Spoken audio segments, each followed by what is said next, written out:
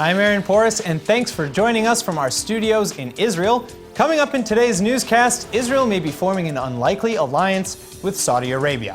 Hamas-Fatah unity negotiations hit their first major pothole, and if the mere mention of cheesecake sends you sprinting to the nearest bakery, we've got great news for you. Stay tuned for the latest news in Israel.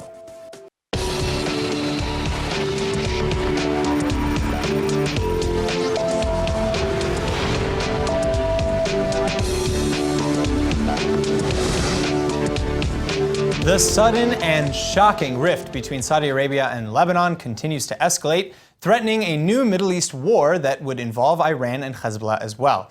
Well, now it looks like Israel's throwing in its hat into the ring of this conflict as well, aligning itself with Saudi Arabia. Now, this may sound like a surprising turn of events, but considering the Saudis now stand against the common enemies of Iran and Hezbollah, Israel doesn't really have any other choice. We've just received word that Israel's foreign ministry has told its ambassadors all over the world to start backing Saudi Arabia and begin diplomatic efforts against Iran and Hezbollah. Adding more speculation to Israel's alignment with the Saudis are years of rumored arms deals between the two countries, business that has remained strictly off the record and behind closed doors. But the new rift between Saudi Arabia and Iran's proxy in Lebanon could very well make Israel's relationship a public one, uniting them against their mutual enemy. The tensions first erupted just days ago when Lebanon's prime minister resigned while in Saudi Arabia and publicly accused Iran and Hezbollah of seizing control of Lebanon's government. Now it looks like the Palestinians have just hit the first real speed bump in the road to Hamas-Fatah reconciliation. About a week after Hamas handed over control of all Gaza border crossings to the Palestinian Authority, internal clashes between the Palestinian security forces are now threatening to derail the whole deal. This doesn't come as a complete shock.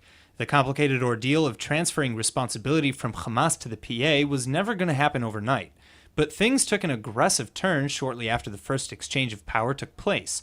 Hamas had expected to keep some of its guards on duty at the border crossings, but after only a few days, they were suddenly dismissed altogether by order of the Palestinian Authority.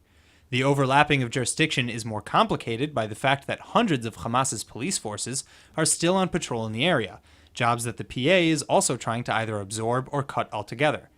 Palestinian Authority Prime Minister Rami Hamdallah has just publicly announced that he couldn't guarantee the border crossing's safety and operation unless Hamas gave away all security control in the Strip, words that obviously fanned the flames of Hamas's anger.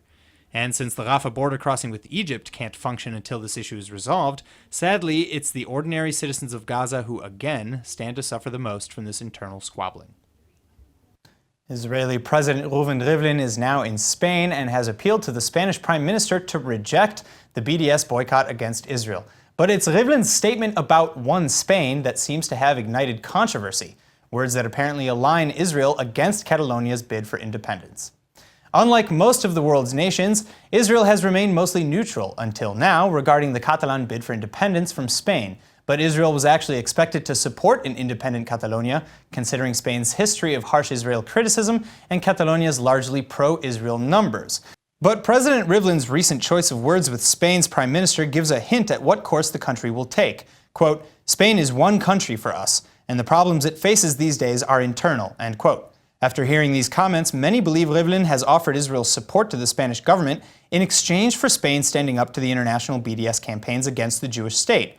Or at least that's the sentiment Catalan leaders have gotten, who have come out and slammed Rivlin's statement.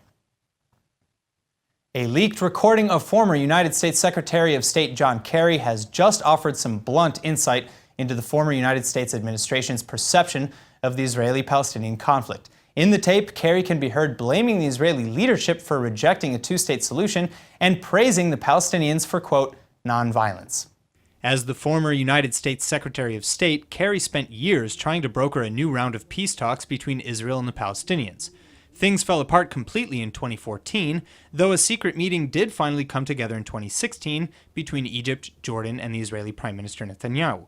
But as the new leak reveals, Kerry firmly believed that the Israeli leadership was squarely to blame for the diplomatic stalemate.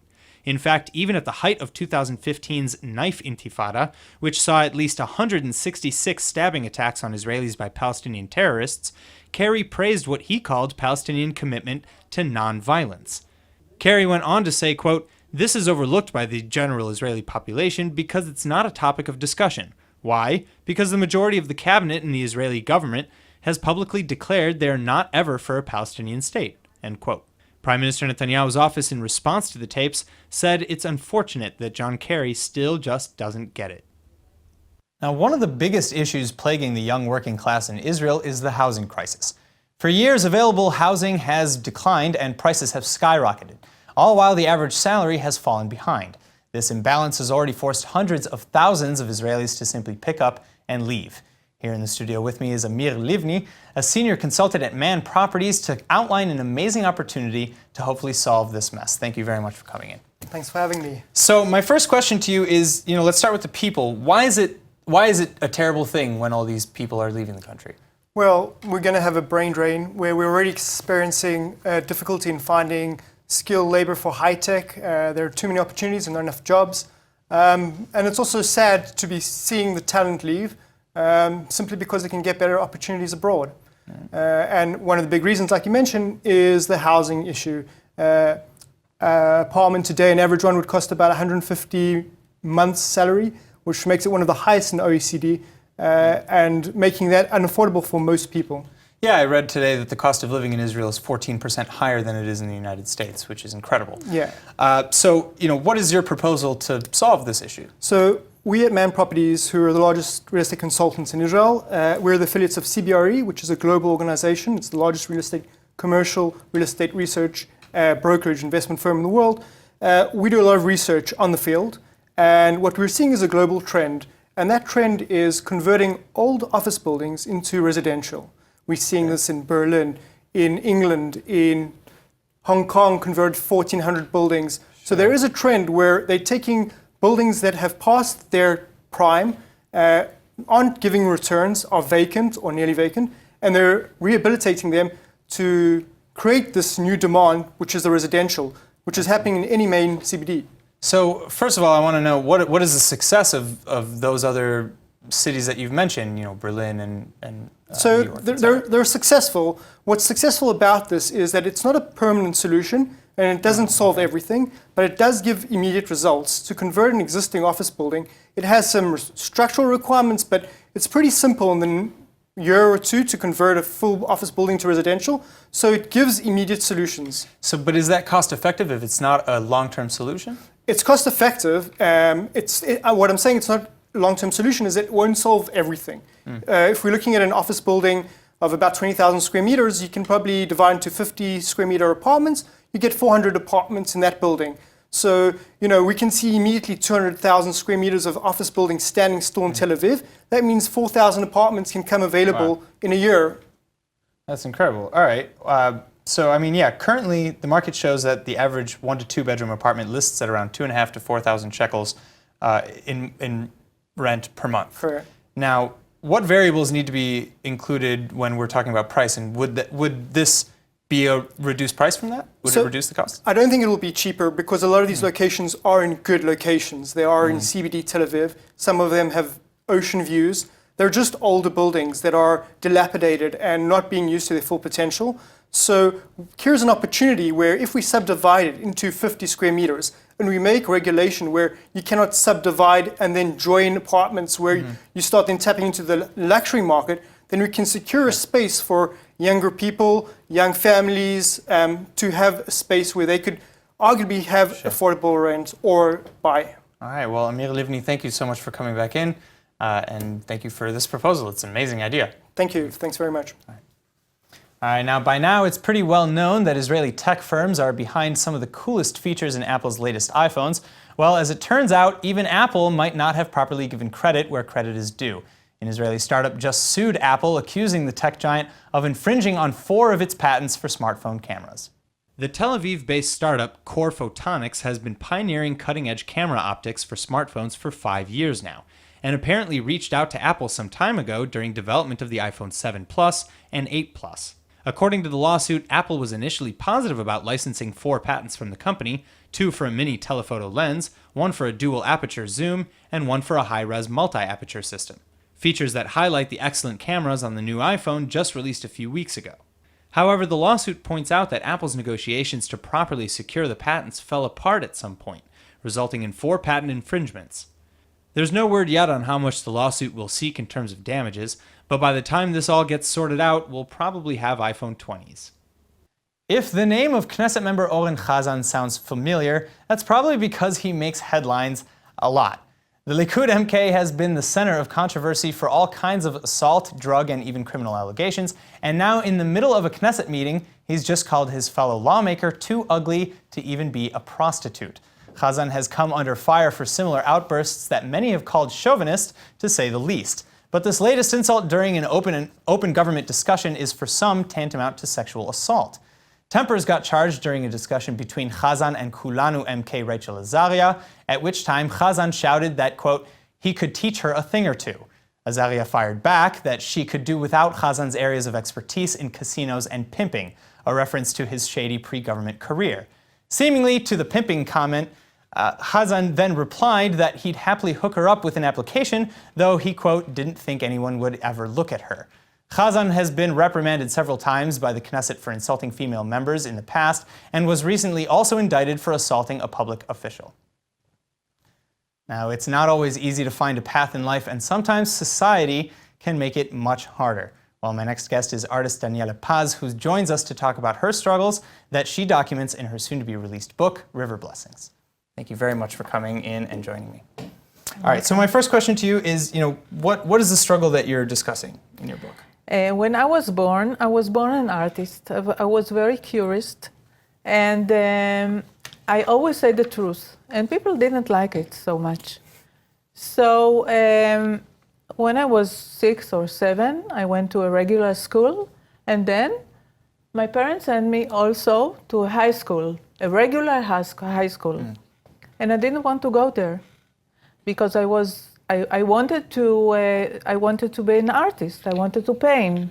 So, was it society that kind of pushed you away from that path, or was it your family, or was it, a combination of everything? Yeah, everyone pushed me. Okay. Everyone pushed me. Nobody wanted me to be an artist. So but it was in my blood. So what happened? You fought back, and then what? How did you end up creating a book and all these beautiful paintings? I went to the beach. The teacher called my father and said, Daniela doesn't come to school. Oh. So he asked me, why don't you come to school? I said, I don't want to go to this school. I want to go to an art school to be an artist. And how old were you then? I was 12. Oh, wow. So I went to the art school, and that's what my life. I was always an artist. I always paint. I always dance. I always play the piano. So I want to now move on to your book because unfortunately we're running out of time. Yeah. But what do you include in the book exactly? My book is talking about a process that I made in my life. Like, nobody wants me to be an artist, but I was so strong to do it. I was so passion to do it, and I got free. I got free from all the people who say you are not. You have to go to a regular school. You have to do this. You have to do this. No, I don't want to do anything. And so I understand that in addition to these paintings, which are based on that struggle, you told me you wrote also haikus. I wrote. Yeah.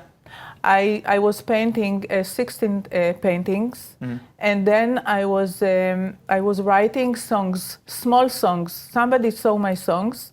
It was after I came from Japan. I went to Japan for a trip. I came from Japan, and I started to write small songs. And somebody saw my songs, and he said, you're writing haiku. I said, what is haiku? He said, go to the Google. 575 syllable thing. Yeah. So the haikus, the big opening is on the 23rd. 23rd. And where will it be sold? Online or in stores or both? Both. Both online and in stores? Yeah. Okay, so River Blessings, Haikus and Paintings by Daniela Paz. Paintings and the process, yeah. All right, I can't wait to read it. Thank you so much for coming in. Thank you. Now, a Romanian tourist was met with quite the shock when she touched down in Ben Gurion Airport yesterday by the news that she was officially Israel's 3 millionth visitor. But the surprises didn't stop there, because to help her celebrate the record-breaking visit was none other than Prime Minister Netanyahu himself, who then gave the lucky visitors a personal tour of the city of Jerusalem. Check it out. Welcome to Jerusalem. Thank you. Welcome to the Tower of David, but I must tell you the truth, we have a problem. our guide didn't come. So we rapidly found another guide that specially came here to guide you here. Please. Oh my God, I'm sorry for this outfit. Nice to meet Welcome. you. Thank you. Welcome. Thank you. A You're special, nice to meet you. a special guide. Why not? You're a special visitor. Oh my God. Ioana Isaac and her partner Mihai Georgescu just got the tour of a lifetime. After all, it's not every tourist who gets FaceTime with the Prime Minister of Israel, much less a personal guided tour. Netanyahu escorted the shocked tourists through the City of David Museum, pointing out history and sights along the way, and even shared his personal stash of tasty Jerusalem za'atar spices.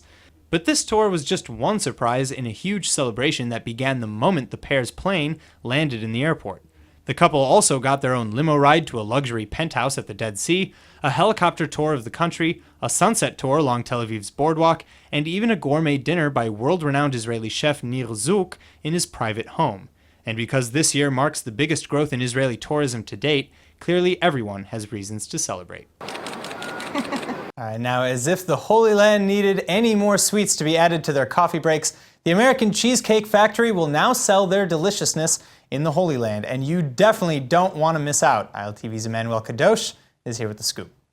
Yes, well, I've been living in Israel for a little bit over 4 years, and if there's anything that I've noticed, it's that Israelis simply love anything and everything American.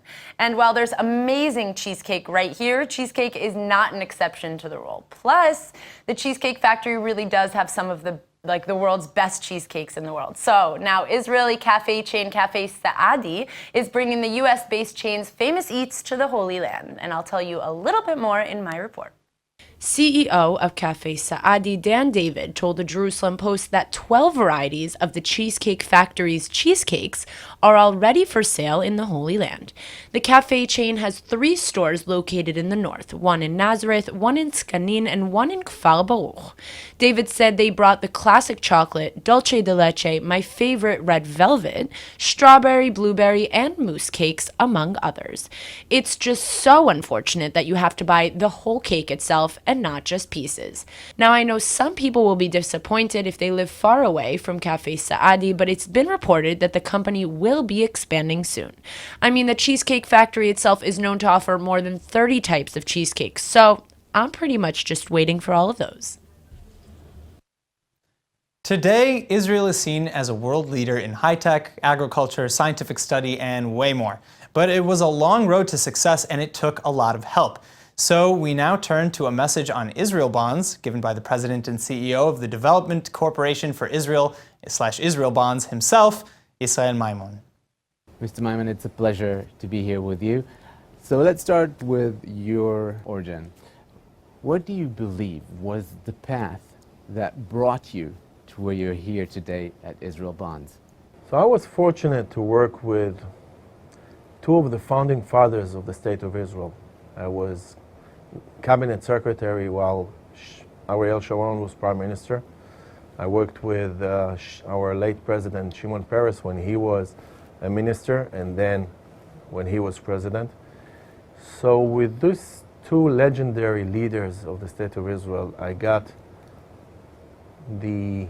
from them I got the vision, what it means to secure the continuity of the Jewish people and how important it is for the State of Israel and of course for the Jewish people.